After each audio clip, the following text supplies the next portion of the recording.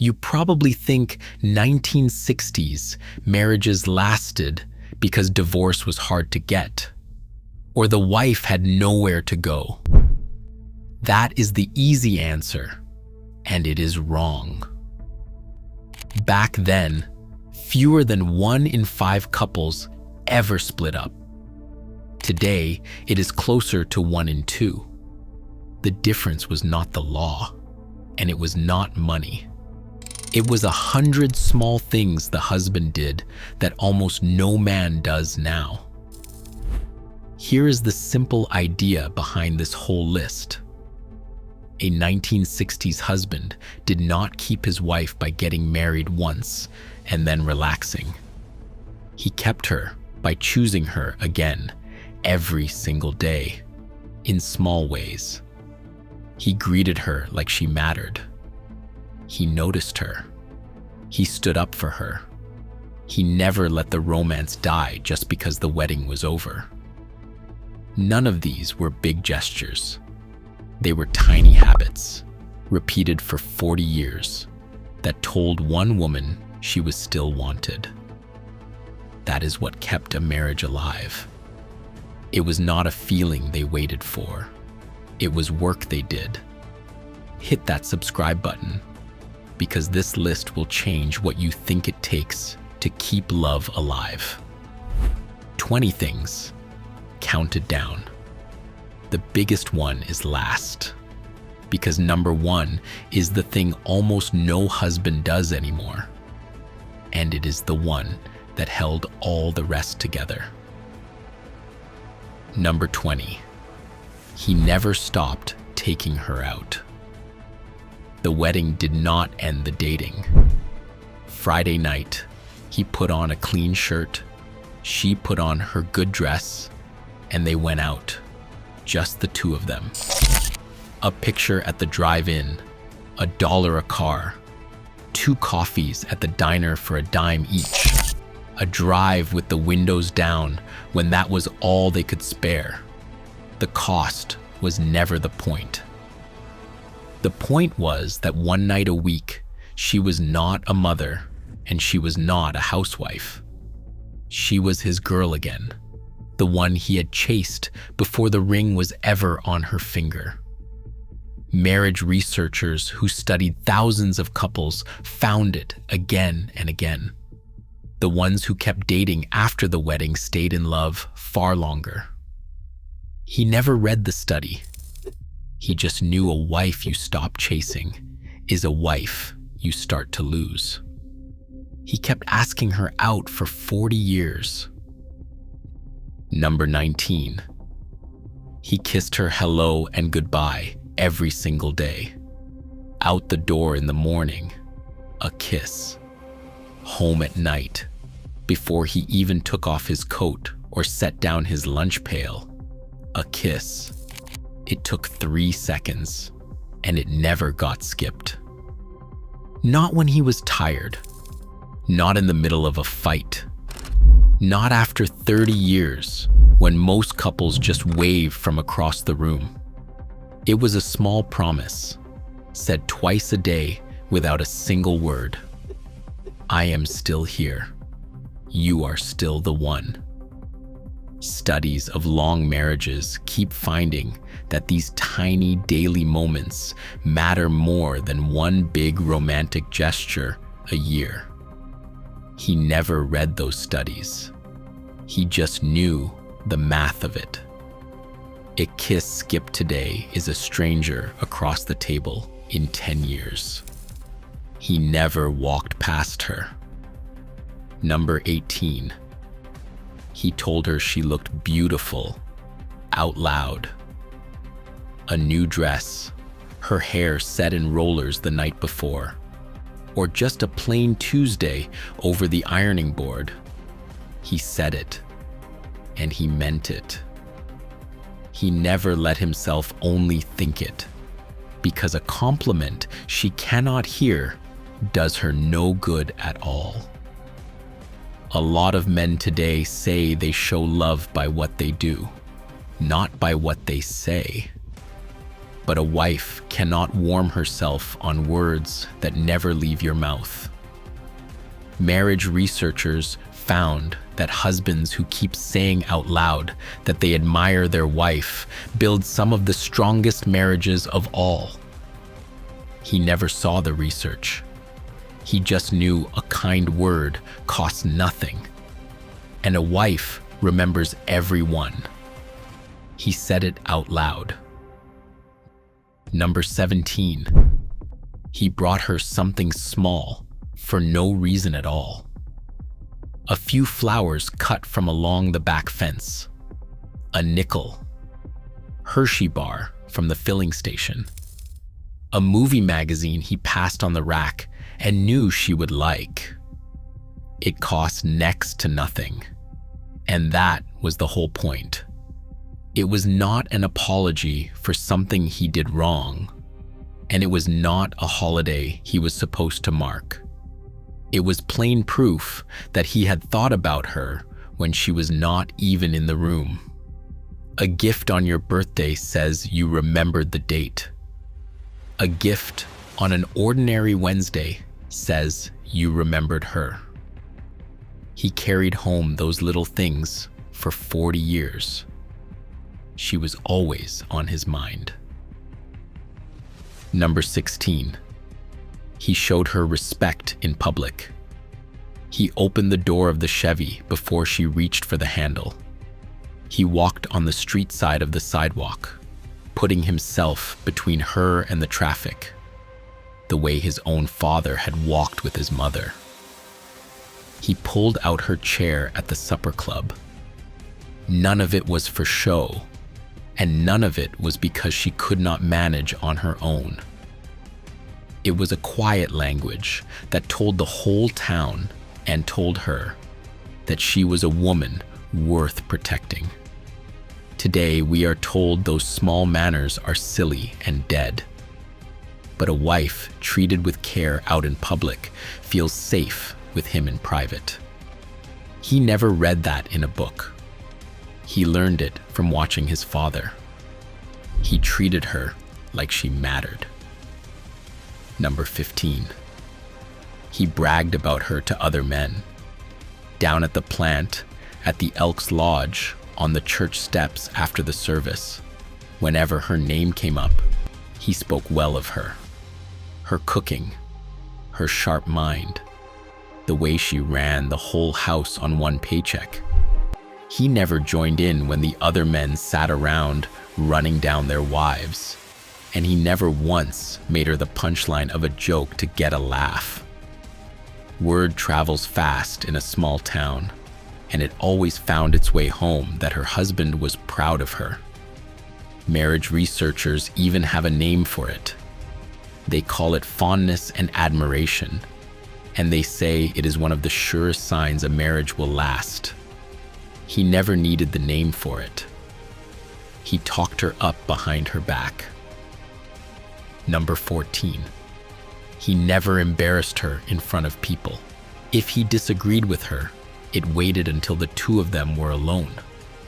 He did not correct her at the Sunday dinner table in front of the in-laws, did not snap at her in front of the kids, did not air the marriage out for the neighbors over the back fence. A fight behind a closed door can be talked through and fixed. A wife shamed in front of her friends remembers the sting of it for years. He understood that her dignity was partly held in his hands, and he carried it like it was made of glass. Whatever was wrong between them, they settled it as a team of two, with the door shut. In public, he was always on her side. So far, these are the things the neighbors could see. The next ones happened where no one was watching, inside the marriage, and they are the ones that really kept her. Stay with me. Number 13.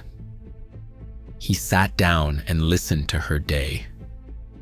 When she said the ringer washer had quit again, or the woman next door had said something sharp, he did not just grunt from behind the evening paper.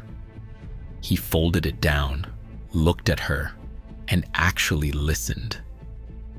Over the years, he learned the thing most men never figure out. Most of the time, she did not want him to fix it. She wanted him to hear it. And for a man whose whole life was fixing things, just sitting and listening was harder than any repair he ever did. Marriage researchers found that simply feeling heard by your partner is one of the biggest reasons couples stay happy for decades. He never saw that study. He just put the paper down. He listened like it mattered. Number 12. He took her side over his own mother. When his mother picked at the gravy at Sunday dinner, or had opinions about how the children were being raised, he did not go quiet and leave his wife standing alone in it. He gently but clearly let his own family know that his wife came first now. That was no small thing for a man in 1960, in a time when you simply did not talk back to your mother. But he understood a hard truth.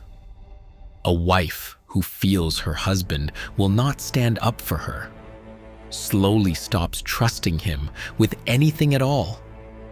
So he cut the apron strings on purpose, even when it cost him peace at his mother's table. She never fought his family alone. Number 11. He kept himself up for her. A fresh shave with the safety razor, a dab of Old Spice, his hair combed back with a little tonic. He watched his weight. He put on a clean shirt before she got home in the evening, not just before he left for work in the morning. He did not figure that once the ring was on her finger, he was free to let himself go to seed. He knew that taking care of how he looked was one more quiet way of telling her she was still worth the effort. A lot of men quietly stop trying the day after the wedding, and the wife notices, even if she never says a word. He stayed worth being seen with. Number 10. He danced with her in the kitchen. A slow one came on the radio while she stood at the sink, maybe Patsy Cline or Nat King Cole, and he took her soapy hand and turned her once around the linoleum, suds and all. No reason, no party, no one watching. Just one small moment of play dropped into the middle of an ordinary Thursday night. Long marriages are not held together only by the serious things, the bills paid and the duties done. They are held together by silliness, by inside jokes, by a man who can still make his wife laugh and blush at 50. He kept the fun alive on purpose. He never let the marriage stop dancing. Number 9. He remembered the dates, the anniversary, her birthday, the day the two of them first met. He marked them on the kitchen calendar, or asked the lady at the Five and Dime to help him pick a card, but he never let one slip past, because forgetting tells a wife she has slipped down the list. The 15-cent card did not have to be fancy. The flowers did not have to come from a real florist. What mattered was that the day arrived, and he had not let it pass by like any other. He marked every day that meant something to her, year after year, without once being reminded. She always knew she counted. Number 8. He gave her a night off. Every so often, he rolled up his sleeves, did the supper dishes himself, put the kids to bed, and told her to go sit down, call a friend on the telephone, or do absolutely nothing at all. He understood that a wife and mother's work in the home never really stopped, that there was no whistle at 5 o'clock and no clocking out for her. So he handed her a few quiet hours and asked for nothing back. By the rules of his day, none of that was a man's job. He did it anyway, because he saw how hard she worked from sunup to long past dark. He gave her rest as a gift. Number 7. He said sorry first. After a fight, he did not wait her out, did not sit there keeping score, did not need to win to feel like a man. More often than not, he was the one who walked back into the room and admitted he was wrong, even when he was only half wrong. Marriage researchers found that the couples who last are not the ones who never fight, because every couple fights. They are the ones who make up quickly, before the hurt has time to set like concrete. He never read the study. He just hated a cold house. He was always the first to say sorry. Number 6. He never went to bed angry. Whatever the fight had been about, it got settled before the lights went out, with the alarm clock ticking on the nightstand. Sometimes they talked it all the way through. Sometimes one of them just reached across the dark and found the other's hand. But they did not let the night close over a cold bed and two turned backs. He had seen, in other homes, what happens when anger is left to cure overnight. It hardens. One cold night becomes a cold week. A cold week becomes a cold marriage, and nobody can say exactly when it died. So he made himself a rule and kept it for life. They always made up before they slept. If you only take 5 of these with you, take the last 5. And stay all the way to number 1, because number 1 is the thing almost no husband does today, and it is the one that made every other thing on this list possible. Number 5. He stayed faithful, and he made it obvious. There was no gray area, no late nights he could not account for, no lipstick on the collar, no woman at the office he let himself get a little too friendly with. He did not just avoid cheating, he avoided anything that might even plant the question in her mind. He came straight home after his shift. He kept no secrets and carried no second life. He cut temptation off long before it ever had the chance to become a choice. A wife who never once has to wonder where her husband is can rest in a way nothing else gives. He had nothing to hide. Number 4.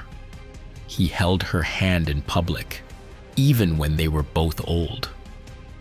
Walking into church on Sunday, sitting side by side in the doctor's waiting room, crossing the parking lot at 70, his hand found hers without either of them thinking about it. It was not for show, and it was not a habit left over from courting. It was just plainly true. Scientists have actually put this in a lab and measured it. When a husband holds his wife's hand, her body settles and her stress drops. He never knew the science. He just knew her hand in his felt right. He never stopped reaching for her hand. Number 3. He made her laugh. Through the hard years, the money troubles, the sick children, the long and tiring days, he held on to his sense of humor and used it to lift her. He was not only her husband, He was her best friend, the one who could break a black mood with one dumb joke at exactly the right moment, the way Jackie Gleason could on the television. A marriage that can still laugh together, can survive almost anything the world throws at it. The very years that would have crushed a grim, silent couple, the two of them got through grinning. He kept her laughing to the very end.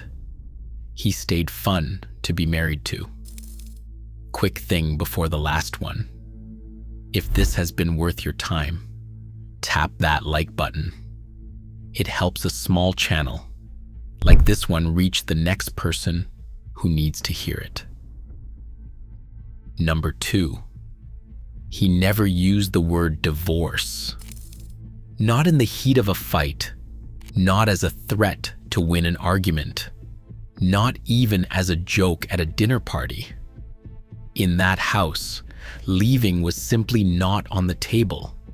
And because it was never once an option, neither of them ever started quietly walking down that road in their minds. Today, the word gets thrown around the moment things get hard. And the trouble is, once it is in the air, it never fully leaves the room again. He kept it out of the air completely. Two people with no way out finally stop running and start to build. The exit door was nailed shut. And number 1, he decided once, and he never undecided. This is the thing that held every other item together. He did not wake up each day and ask himself if he still wanted to be married. He had answered that question one time on the day he married her, and he treated it as settled for life. So when the bad year came, and every long marriage has one, he did not look for the exit, because in his mind there was no exit to look for. He stopped keeping score. He stopped comparing her to other women. He stopped wondering if he could have done better. He had chosen, and the choosing was final. And that is exactly why love had a safe place to grow. You cannot build anything on ground that might disappear. He made the ground permanent. He decided she was the one, for good. And then he spent the rest of his life proving himself right. That is the thing almost no man does now. He did not just fall in love. He stayed on purpose until the staying became the love itself. These were not old-fashioned habits. They were love with its work clothes on. And somewhere right now, there is an old man holding the hand of the same woman he married 60 years ago. And not one person around them knows how much quiet work it took to get there. So tell me one thing in the comments. What is the one thing you saw your parents or grandparents do that kept them together? I read every one,